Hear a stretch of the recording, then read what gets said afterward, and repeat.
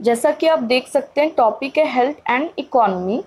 तो पहला क्वेश्चन ये अराइज हो सकता है कि हेल्थ का इफेक्ट इकोनॉमी में हम स्टडी करेंगे या इकोनॉमी का इफेक्ट हेल्थ पे स्टडी करेंगे।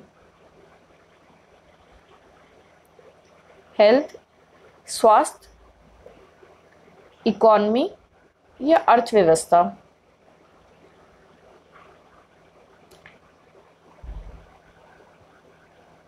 यहाँ पे दोनों ही तरफ से रिलेशनशिप हम एस्टैब्लिश कर सकते हैं।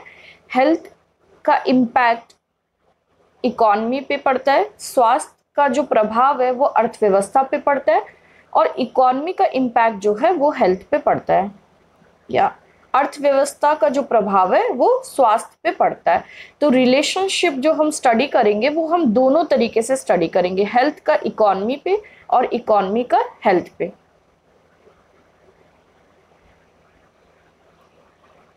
पहला जो रिलेशनशिप है वो हम देखेंगे हेल्थ का क्या इम्पैक्ट इकोनॉमी पे पड़ता है,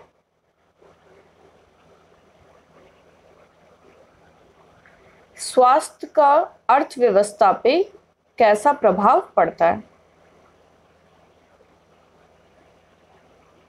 impact of health on the economy. अगर हेल्थ अच्छी होगी या हेल्थ फैसिलिटीज अच्छी होगी तो इकोनॉमिक ग्रोथ या जीडीपी जो है वो भी इंक्रीज करेगा, जो कि स्वाभाविक है।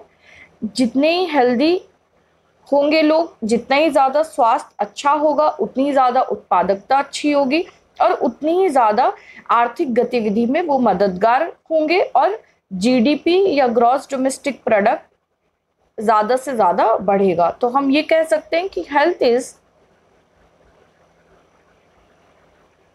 Directly proportional to economic growth.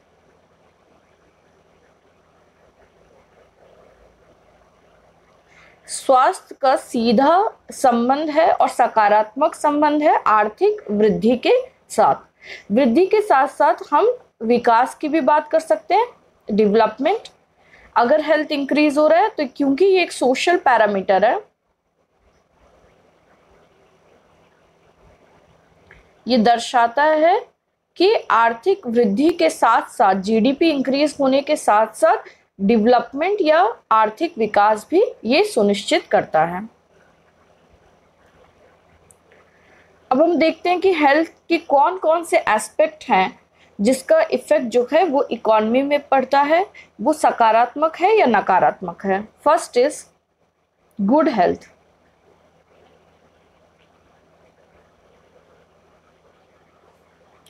अच्छा स्वास्थ्य, इसका असर इकोनॉमिक एक्टिविटी या आर्थिक वृद्धि पे सकारात्मक पड़ता है, जिसे हम कह सकते हैं पॉजिटिव इम्पैक्ट।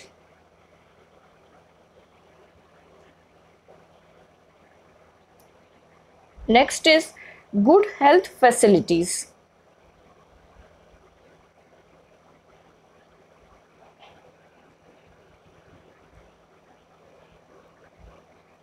स्वास्थ्य संबंधी जो भी व्यवस्था है या फैसिलिटीज है वो सुनिश्चित करते हैं कि इकोनॉमिक ग्रोथ जो है वो और ज़्यादा इंक्रीज होगा या आर्थिक वृद्धि जो है वो और ज़्यादा बढ़ेगी। तो हम ये कह सकते हैं कि अगर फैसिलिटीज़ या जो स्वास्थ्य संबंधी व्यवस्था है किसी भी अर्थव्यवस्था में, अगर वो अच्छी है तो इसका असर जो है वो सकारात्मक पड़ेगा, पॉजिटिव इम्पैक्ट।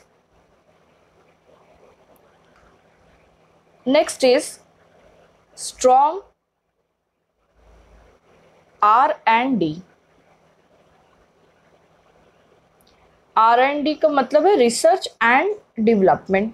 स्वास्थ्य संबंधी जो भी शोध हो रहे हैं अगर वो इफ़ेक्टिव है, कारगर है, तो जो नए डिजीजेस हैं या अगर नई बीमारियां उत्पन्न होती हैं उससे रिलेटेड शोध अगर सही प्रकार से हो रहा है अर्थव्यवस्था में, तो इसका इम्पैक्ट इकोनॉमिक ग्रोथ पे या आर्थिक वृद्धि और विकास पे पॉजिटिव पड़ेगा।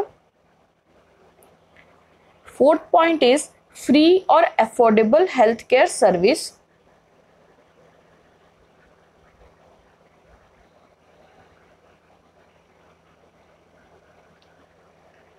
हेल्थ केयर सर्विस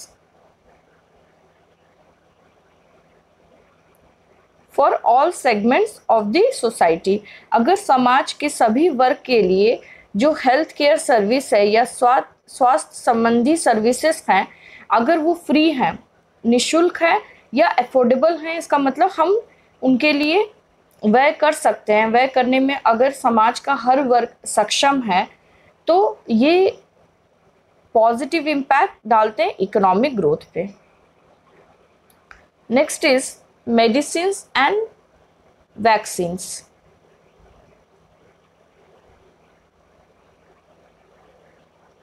जो दवाइयाँ हैं और जो वैक्सीनेशन है, अगर वो जितने भी वर्ग हैं, चाहे वो लो इनकम ग्रुप हो चाहे हाई इनकम ग्रुप हो, अगर सबके लिए अफोर्डेबल प्राइस पे मेडिसिन और वैक्सीन्स अवेलेबल हैं, अफोर्डेबल मतलब जिसको खरीदने की क्षमता समाज के हर वर्ग के पास हो, अफोर्डेबल प्राइस,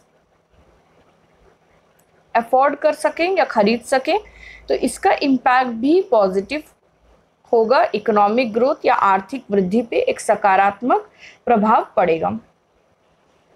अब हम बात करते हैं कि ऐसे कौन से फैक्टर्स हैं हेल्थ से रिलेटेड जिनका नकारात्मक प्रभाव पड़ता है या नेगेटिव इम्पैक्ट पड़ता है। First is if health facility is not good.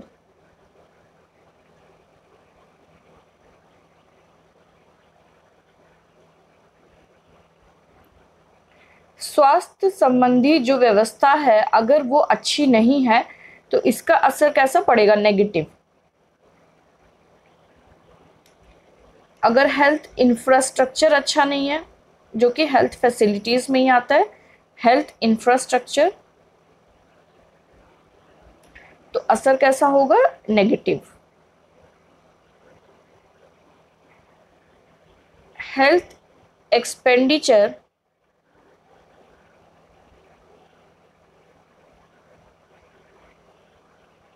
As a share of GDP. GDP यानी राष्ट्रीय आय। राष्ट्रीय आय से जितना प्रतिशत स्वास्थ्य पे व्यय किया जाता है, हेल्थ एक्सपेंडिचर, वो जितना ही ज़्यादा होगा, इकोनॉमिक ग्रोथ पे उसका प्रभाव उतना ही पॉजिटिव होगा।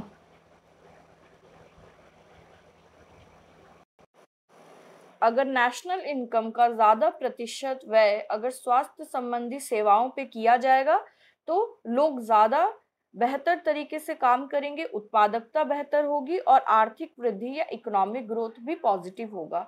If health expenditure as a share of GDP increases then it also increases the economic growth. दूसरी तरफ अगर हेल्थ एक्सपेंडिचर जीडीपी का कम होगा शेयर, तो इकोनॉमिक ग्रोथ या आर्थिक वृद्धि या डेवलपमेंट भी उतना ही कम होगा। तो हम कह सकते हैं कि इसका जो रिलेशनशिप है, जीडीपी का कितना प्रतिशत स्वास्थ्य संबंधी सेवाओं पे खर्च हो रहा है, उसका इकोनॉमिक ग्रोथ या आर्थिक वृद्धि के साथ जो संबंध है वो डायरेक्ट है। हम कह सकते हैं the relationship between the health expenditure as a share of GDP with the economic growth और development of a country is directly proportional. अगर मेडिसिन और वैक्सीनेशंस कॉस्टली हैं तो इसका इम्पैक्ट इकोनॉमिक ग्रोथ पे नेगेटिव पड़ेगा, negative impact on economic growth.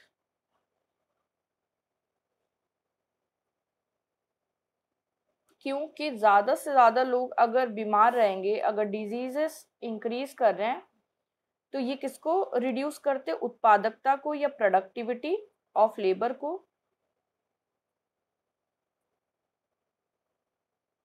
अगर school going students हैं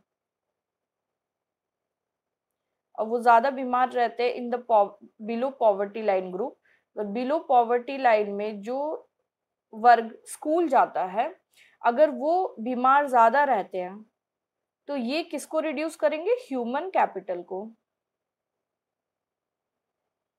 मानव पूंजी को।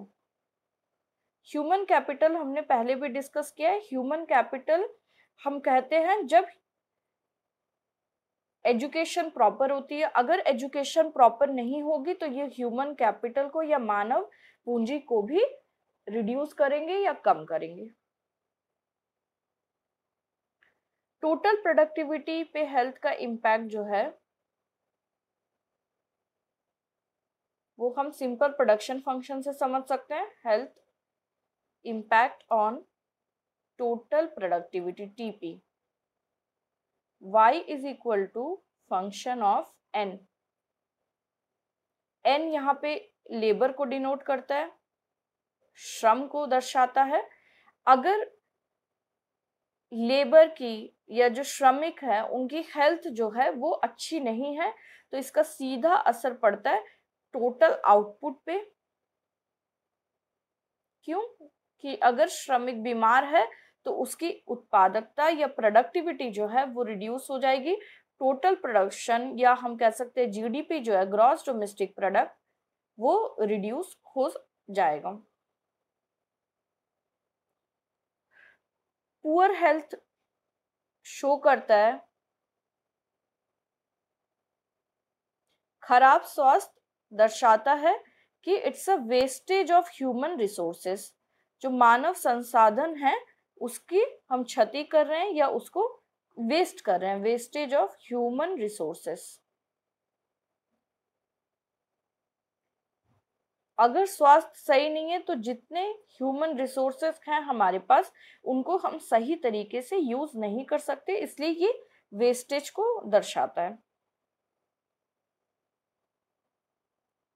इस संदर्भ में जो यूनाइटेड नेशंस के यूएन फॉर्मर सेक्रेटरी जनरल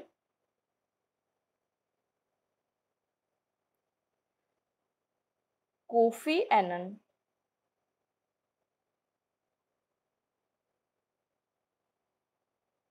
का कहना था कि it is my aspiration that health will finally be seen not as a blessing to be wished for but as a human right to be fought for. Kofi Annan का ये कहना था कि health को हमको एक ब्लेसिंग्स की तरह नहीं लेना चाहिए कि अगर हेल्थ हम पे अच्छी ब्लेसिंग्स है तो हमारी हेल्थ अच्छी है। इस प्रकार की विचारधारा से हटकर हमें इस चीज के लिए लड़ना चाहिए कि हेल्थ जो है वो बेसिक ह्यूमन राइट है। हेल्थ जो है वो मानव अधिकार है जो सबके पास होना चाहिए। ये दर्शाता है कोफी एनन का ये स्टेटमेंट कि हेल्थ एक ब्लेसिंग्स के रूप में नहीं होनी चाहिए बट हेल्थ एक बेसिक ह्यूमन राइट के रूप में होनी चाहिए, मानव अधिकार के रूप में होनी चाहिए, जो सबके पास हो, जो सबके लिए सुनिश्चित की जाए सरकारों के द्वारा। ये इस तथ्य को साबित करता है कि हेल्थ का इकोनॉमी पे कितना इम्पोर्टेंट या सिग्निफिकेंट इम्पैक्ट पड़ता है या कितना महत्वपूर्ण प्रभाव स्वास्थ्य जो है वो आर्थिक वृद्धि पर डालती है। अब नेक्स्ट हम बात करते हैं कुछ एम्पिरिकल स्टडीज की जिसमें ये कंक्लूजन ड्रॉ किया गया या जो स्टडीज हुई उनसे ये बात निकल के सामने आई कि जो हेल्थ है वो इनडायरेक्टली जीडीपी को इफेक्ट करता है या इकोनॉमिक ग्रोथ को इफेक्ट करता है by impacting the total factor productivity.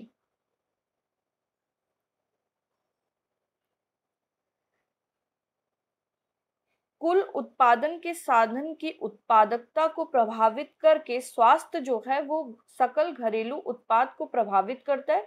ये बहुत सारी ऐसी स्टडीज हुई जिन्होंने इंपेरिकली डेटा का प्रयोग करके इसको स्थापित किया। पहली जो स्टडी हम डिस्कस करेंगे वो है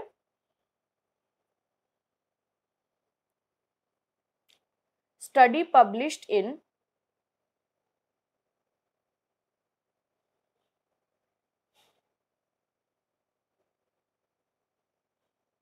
जर्नल ऑफ डेवलपमेंट स्टडीज।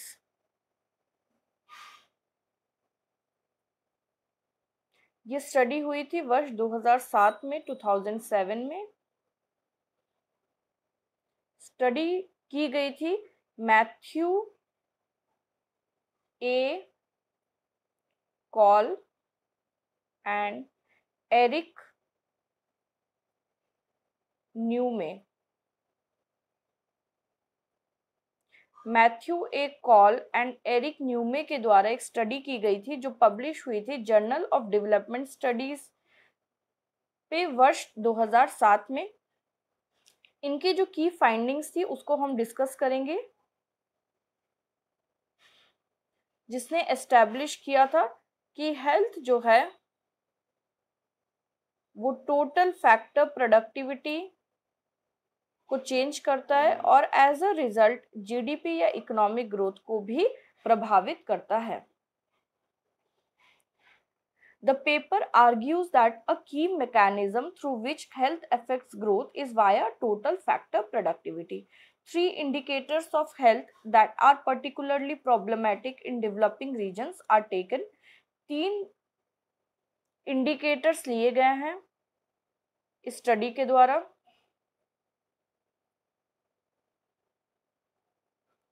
पहला है malnutrition, कुपोषण। हेल्थ को दिखाने के लिए 3 तरीके के इंडिकेटर लिए गए, जिसमें पहला है कुपोषण या malnutrition, दूसरा है मलेरिया।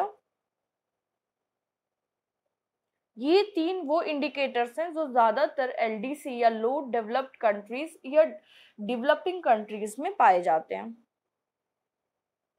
तीसरा है वाटर बॉर्न डिजीजेस।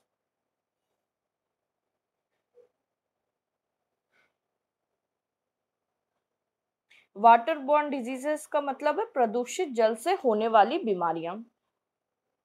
इन तीनों इंडिकेटर को लेकर स्टडी की जो स्टडी हुई थी उसकी इंपॉर्टेंट फाइंडिंग्स ये थी कि the impact of poor health on TFP is negative.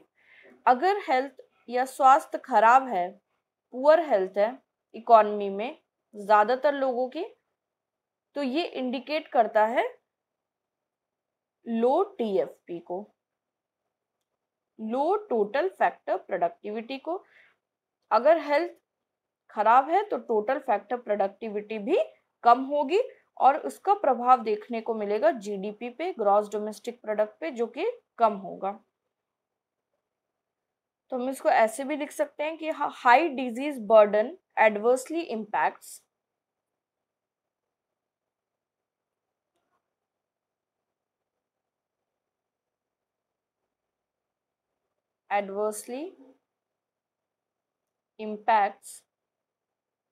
अगर बीमारी का जो दर है या बीमारी जो है वो अर्थव्यवस्था में बहुत ज्यादा दर पे है या बहुत ज्यादा फैल रही है, तो उसका असर हम देख सकते हैं। पहला, कंट्रीज प्रोडक्टिविटी।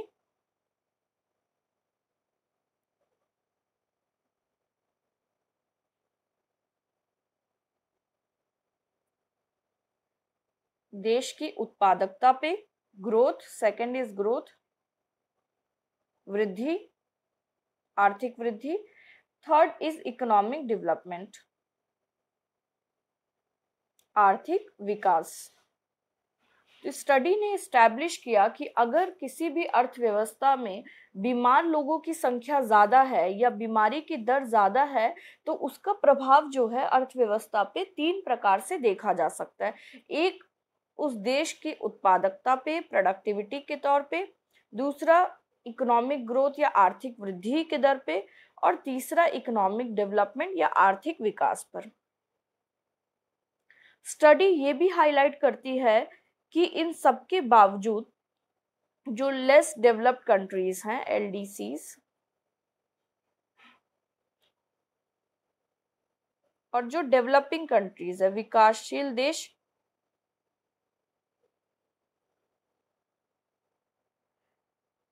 इन देशों में हेल्थ पे बहुत ही कम अटेंशन दिया गया है या हेल्थ सेक्टर जो है बहुत ज्यादा नेग्लेक्टेड है। Health sector is neglected.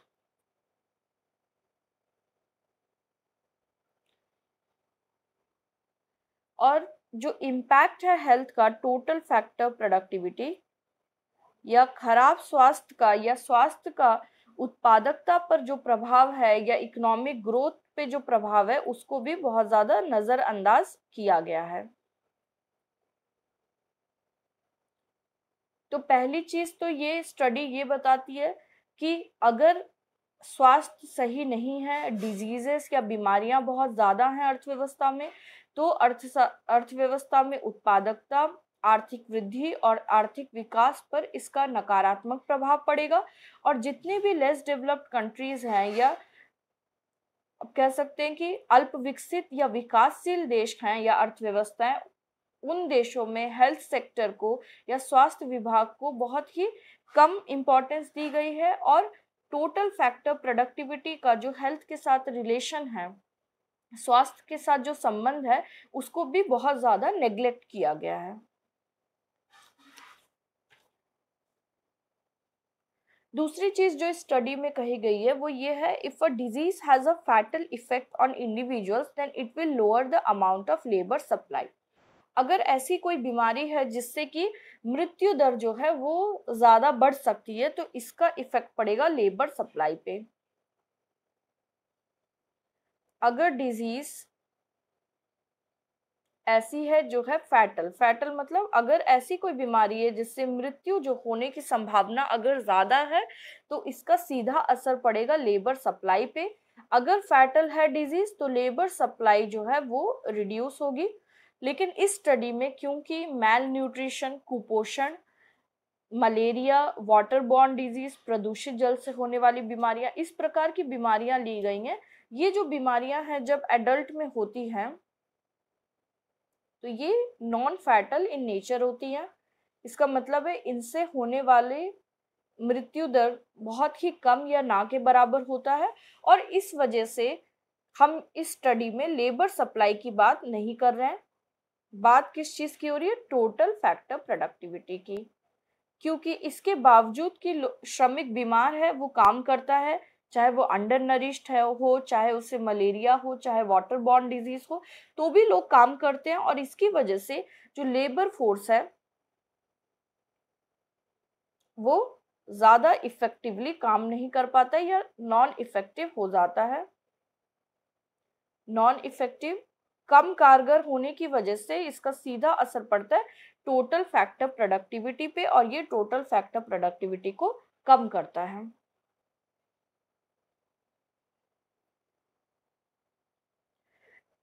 एक और चीज जो स्टडी में कही गई है, पुअर हेल्थ का इम्पैक्ट जो है वो डायरेक्टली देखा जा सकता है ह्यूमन कैपिटल फॉर्मेशन पे।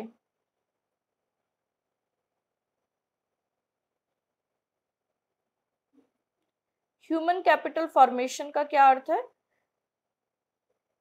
अगर प्रॉपर एजुकेशन दी गई है, अगर स्किल एजुकेशन दी गई है, तो ये दर्शाता है ह्यूमन कैपिटल को।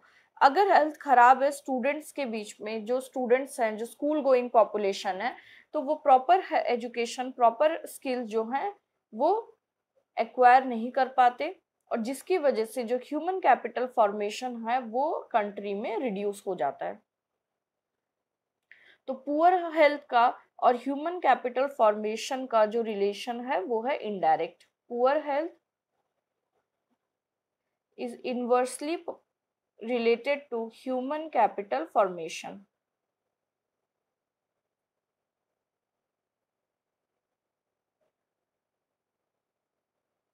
अगर पुअर हेल्थ है तो ह्यूमन कैपिटल फॉर्मेशन जो है वो रिड्यूस हो जाएगी। अब हम बात करते हैं WHO की एक स्टडी की। वर्ल्ड हेल्थ ऑर्गेनाइजेशन 2001 की स्टडी है। इसके अकॉर्डिंग अगर सोसाइटी में इलनेस एंड डिजीज अगर ज्यादा है, WHO की एक स्टडी है 2001 की, उसके अकॉर्डिंग अगर किसी देश में बीमारी का दर बहुत ज्यादा है तो इसका असर पड़ता है निवेश पे या इन्वेस्टमेंट पे।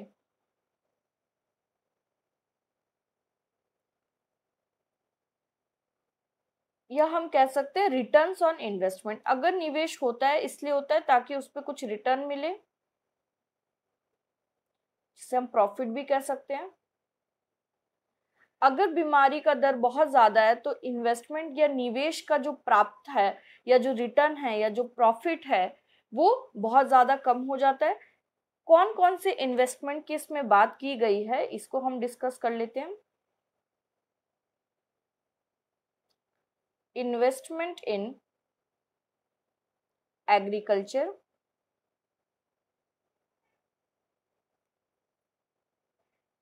second is investment in mining, third is investment in manufacturing,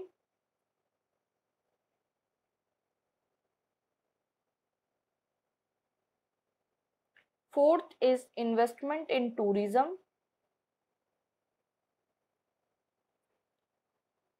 last is investment on major infrastructure projects।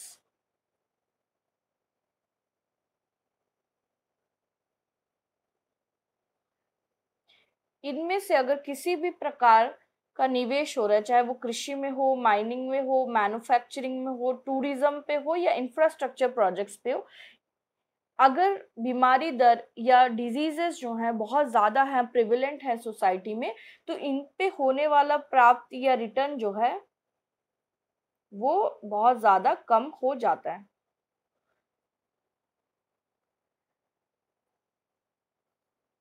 इस स्टडी में कॉब डगलस प्रोडक्शन फंक्शन को यूज किया गया है।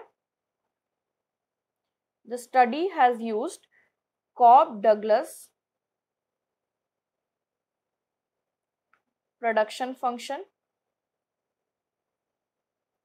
ये जो स्टडी की हम बात कर रहे हैं ये WHO की स्टडी नहीं है। जो पहली स्टडी हमने आप लोगों को बताया था जो जर्नल ऑफ डेवलपमेंट स्टडीज में 2007 में पब्लिश हुआ था by Matthew A Cole and Eric Newman, उस स्टडी की हम बात कर रहे हैं। उस स्टडी में कॉब डगलस प्रोडक्शन फंक्शन का इस्तेमाल किया गया है ये एस्टैब्लिश करने के लिए कि हेल्थ का टोटल फैक्टर प्रोडक्टिविटी या TFP पे कैसा असर पड़ता है। प्रोडक्शन फंक्शन इस तरीके से है, y is equal to a capital K, superscript में है अल्फा, कैपिटल H सुपरस्क्रिप्ट में है गामा, कैपिटल L सुपरस्क्रिप्ट में है बीटा। यहाँ पे alpha, gamma and beta is greater than 0 and less than 1। फिर से एक बार इस इक्वेशन को लिख लेते हैं। y is equal to capital A capital K alpha, capital H gamma, capital L beta, and alpha, gamma and beta are greater than 0 and less than 1। समझते हैं कि ये इंडिकेट क्या करता है। कैपिटल Y इंडिकेट्स दर्शाता है रियल GDP को या वास्तविक सकल घरेलू उत्पाद को, real GDP। Capital A indicates, capital A दर्शाता है index of total factor productivity. Capital K represents या कैपिटल K दर्शाता है total physical capital stock.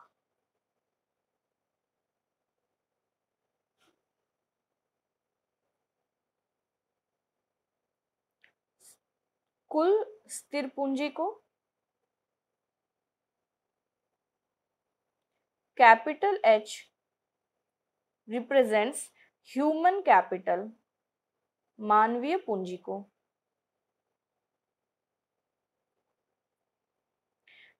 Capital L denotes, capital L दर्शाता है टोटल लेबर फोर्स को।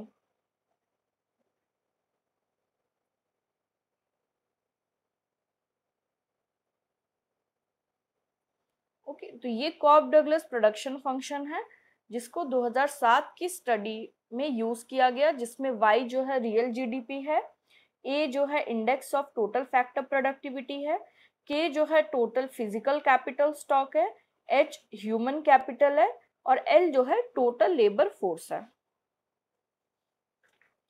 अब इस प्रोडक्शन फंक्शन या कॉब डगलस प्रोडक्शन फंक्शन में पर वर्कर या प्रति श्रमिक की कितनी टोटल फैक्टर प्रोडक्टिविटी है, या प्रति श्रमिक कितनी फिजिकल कैपिटल स्टॉक है, या प्रति श्रमिक कितने ह्यूमन कैपिटल है, इन सब चीजों को कैलकुलेट करने के लिए इस प्रोडक्शन फंक्शन को डिवाइड किया गया है टोटल लेबर फोर्स एल से।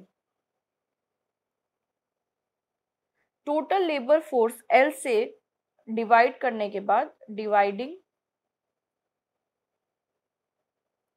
The Cobb Douglas production function by capital L जो डिनोट करता है लेबर फोर्स को, हमें एक नया इक्वेशन मिलेगा। उसमें small y is equal to capital L A small k superscript में अल्फा, स्मॉल h सुपरस्क्रिप्ट में गामा, स्मॉल l सुपरस्क्रिप्ट में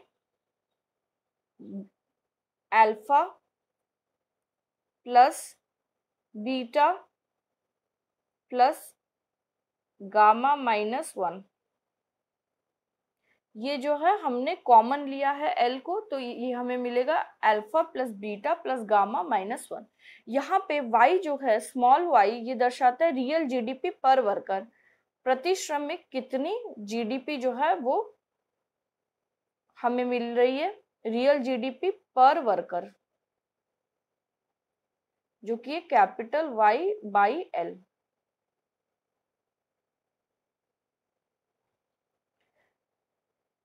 कैपिटल A जो है वो इंडिकेट करता है index of total factor productivity को,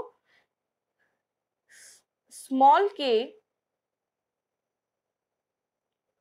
denotes physical capital stock per worker.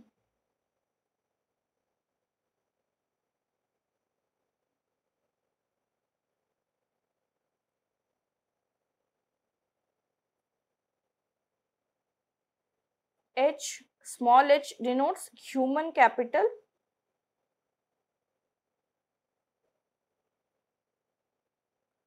Per worker.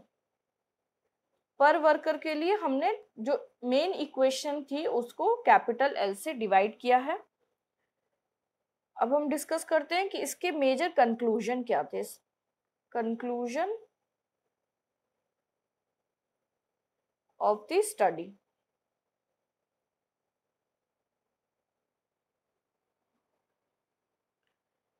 पहला कंक्लूजन जो था, बहुत सारे पहले की भी स्टडीज हुई हैं जो पुअर हेल्थ का इकोनॉमिक ग्रोथ पे इम्पैक्ट स्टडी करती है, खराब स्वास्थ्य का आर्थिक वृद्धि पे जो प्रभाव पड़ता है उसको बहुत सारी स्टडीज ने एस्टैब्लिश किया है। उसमें से कुछ प्रमुख स्टडीज हैं भार्गवा के द्वारा की हुई, भार्गवा और अन्य लोगों के द्वारा एटॉल 2001। दूसरी स्टडी है गैलप एंड सैक्स की,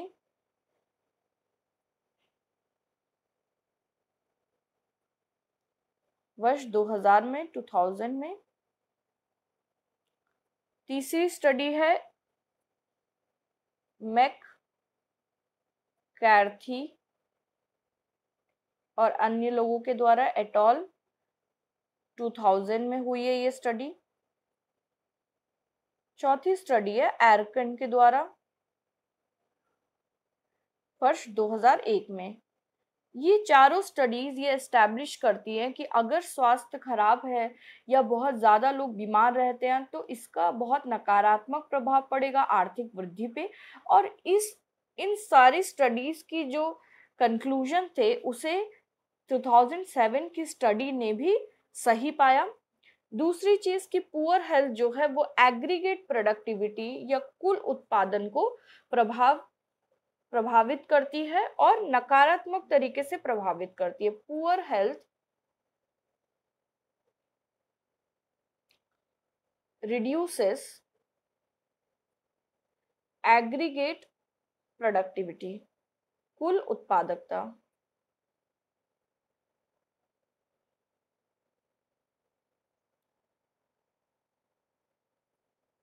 एक और इम्पॉर्टेंट कंक्लूजन जो है स्टडी का वो ये है कि poor health is a key factor in explaining the existence of persistent under development in many regions of the world. विश्व की बहुत सारी अर्थव्यवस्था है जहां पे अभी भी वो अल्प विकसित है। उनके अल्प विकसित होने का सबसे महत्वपूर्ण कारण जो है वो खराब स्वास्थ्य या पुअर हेल्थ को माना गया है इस स्टडी के मुताबिक। क्यों? क्योंकि अगर पुअर हेल्थ है तो ये इनडायरेक्टली अफेक्ट करेगी जीडीपी की। अगर जीडीपी कम होगा तो कंट्री कैसी होगी? अंडर डेवलप या लेस डेवलप्ड, अल्प विकसित, या आप कह सकते हैं विकासशील देश भी ऐसे हो सकते हैं जहां पे पुअर हेल्थ की वजह से जीडीपी जो है वो कम पाई जाती है। और अल्प विकसित होने का सबसे महत्वपूर्ण कारण जो है वो पुअर हेल्थ को माना गया है। अब हम बात करते हैं WHO की, वर्ल्ड हेल्थ ऑर्गेनाइजेशन की। इन्होंने कमीशन का गठन किया जो कि मैक्रो इकोनॉमिक्स एंड हेल्थ को फोकस करता है। एक कमीशन बनाया गया WHO के द्वारा जिसका फोकस था मैक्रो इकोनॉमिक्स एंड हेल्थ। इस कमीशन की एक रिपोर्ट आई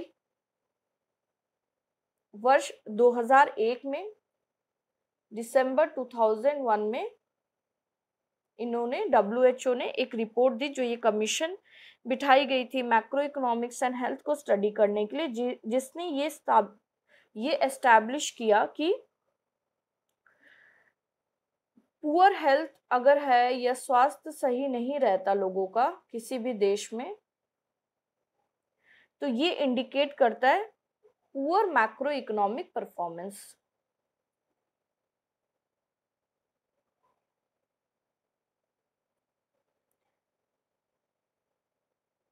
इस रिपोर्ट में ये बताया गया कि स्वास्थ्य संबंधी दिक्कतों की वजह से जो ओवरऑल या पूरी अर्थव्यवस्था की जो परफॉर्मेंस है, जिस प्रकार से अर्थव्यवस्था की सारी गतिविधियां हैं उस पे जो प्रभाव पड़ता है वो कैसा होता है? नेगेटिव इम्पैक्ट पड़ता है।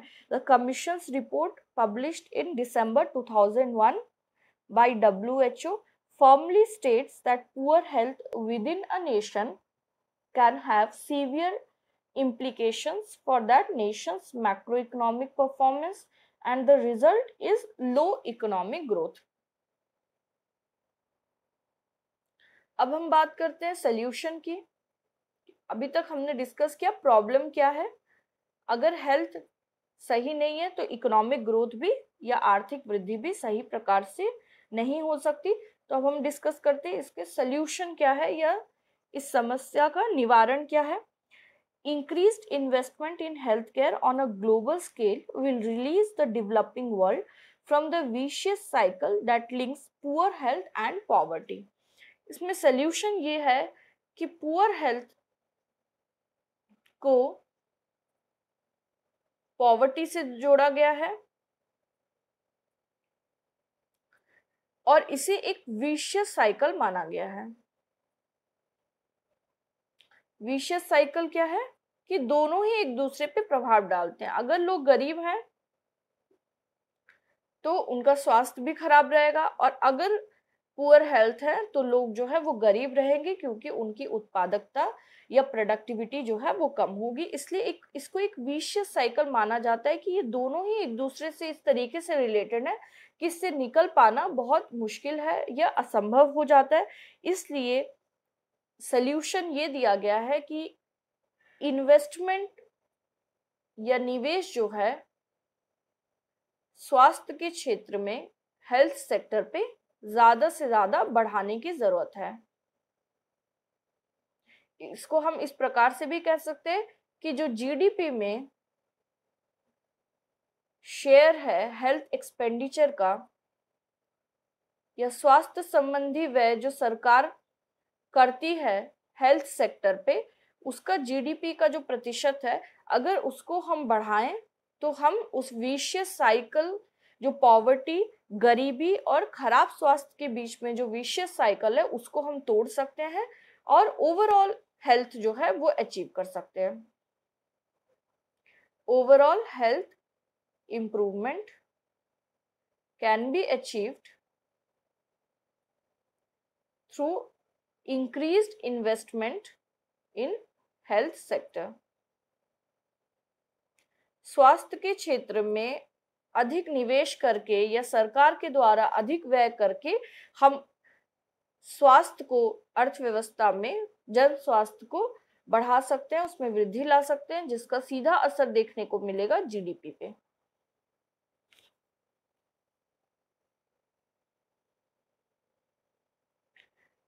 जब लेक्चर स्टार्ट हुआ था तब हमने ये डिस्कस किया था कि हेल्थ का और इकोनॉमी का रिलेशन जो है वो बोथ साइड है। हेल्थ का इकोनॉमी पे क्या असर पड़ता है ये अभी हमने डिस्कस किया। नेक्स्ट इज इकोनॉमी का या इकोनॉमिक ग्रोथ का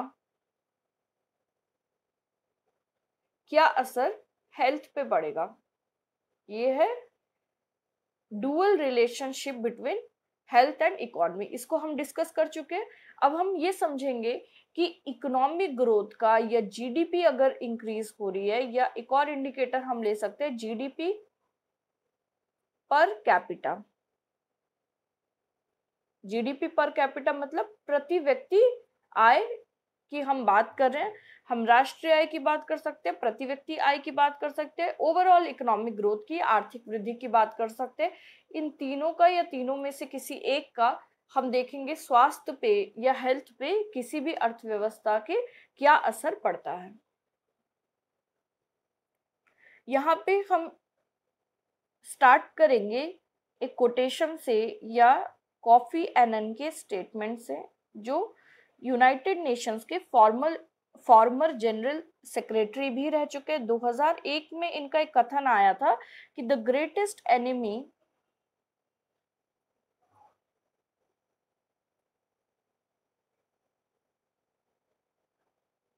ऑफ गुड हेल्थ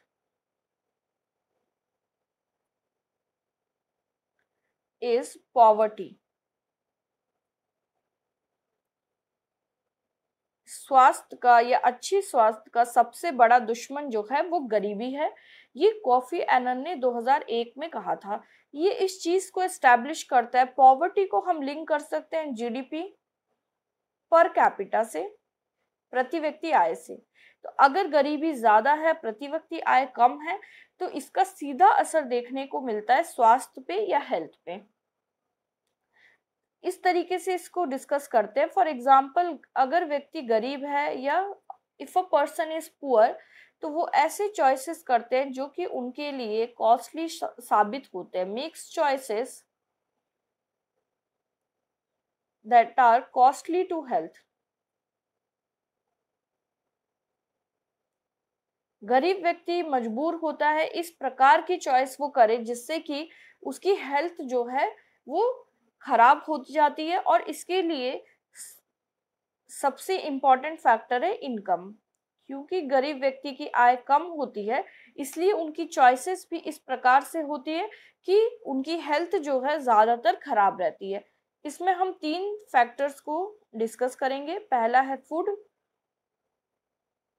दूसरा है शेल्टर, और तीसरा है क्लोथिंग। Food, shelter, clothing. गरीब व्यक्ति जो है इस प्रकार के भोजन का सेवन करता है जो कि आगे चल के उसको मैलनरिश्ड कर देती है या उसकी इम्यूनिटी को जो है वो वीक कर देती है, जिससे कि वो ज्यादातर डिजीज प्रोन होता है या बीमार होने की संभावना बढ़ जाती है। उनका जो शेल्टर होता है, रहने की जगह होती है, वो भी सही नहीं होती, सैनिटेशन प्रॉपर नहीं होता और क्लोथिंग भी प्रॉपर नहीं होती है, जिसकी वजह से एक बहुत ही एडवर्स या नेगेटिव या नकारात्मक प्रभाव पड़ता है उनके स्वास्थ्य पे। अब जीडीपी पर पर्सन या जीडीपी पर कैपिटा का जो रिलेशनशिप है healthy life expectancy, life expectancy मतलब कि एक व्यक्ति कितनी उम्र तक जीवित रहेगा और उसका स्वास्थ्य सही रहेगा, हेल्दी लाइफ एक्सपेक्टेंसी। इसको एक ग्राफ से हम समझ सकते हैं।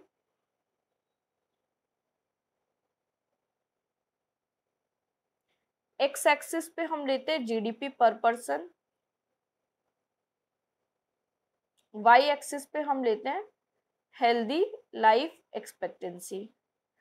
इस ग्राफ को आप इस प्रकार से देख सकते हैं कि जैसे जैसे जीडीपी इंक्रीज होता है वैसे वैसे हेल्थ लाइफ एक्सपेक्टेंसी भी इंक्रीज होती है। एक पॉइंट के बाद जो है ये कर्व फ्लैट हो जाता है कि एक फॉर एग्जांपल 80 इयर्स हम ले लें, 80 इयर्स से ज्यादा जीवित रहने की संभावना जो है नॉर्मली कम होती है, तो एक पॉइंट के बाद जो है ये कर्व फ्लैट हो जाता है। इस पॉइंट को हम कहते हैं टिपिंग पॉइंट।